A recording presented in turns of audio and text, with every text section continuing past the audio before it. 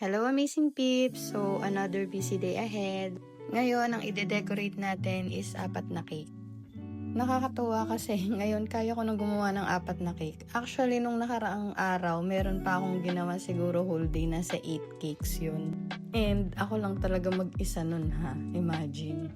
Pero sobrang worth it naman once na marireceive mo na yung feedback ng customer na nagustuhan ng celebrant, nagustuhan nila, nasarapan sila. So, yun yung pinaka-worth it dun sa lahat ng pagod. So, napansin ko sa page natin, meron pala ditong mga co-baker, especially yung parang mga nag-i-start pa lang. Alam nyo, tuloy-tuloy nyo lang yan, especially kung gusto nyo talaga yung ginagawa nyo. Kasi yung mga pa-isa-isang order nyo, soon, 2 na yan, 3, hanggang mag-10 a day. Same as other baker, ang technique na ginagamit ko lang din dyan, inuuna ko yung pinakamadaling i-design na cake. Tsaka ako pumupunta sa mga tiered cakes.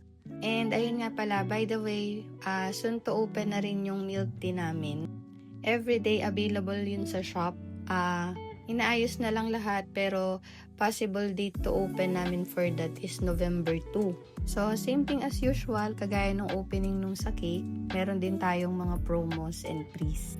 Kaya abang lang kayo and soon ulit, ang i-add naman natin doon is mga hot tea, coffee, chocolate, and of course, perfect yan i-pair sa mga slice cakes such as cheesecake, mga mousse cake. So, yun, abangan nyo na lang.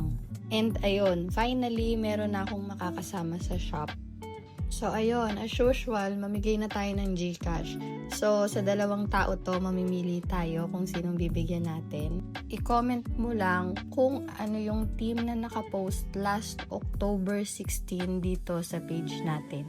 Yun lang. Thank you for watching. Bye-bye!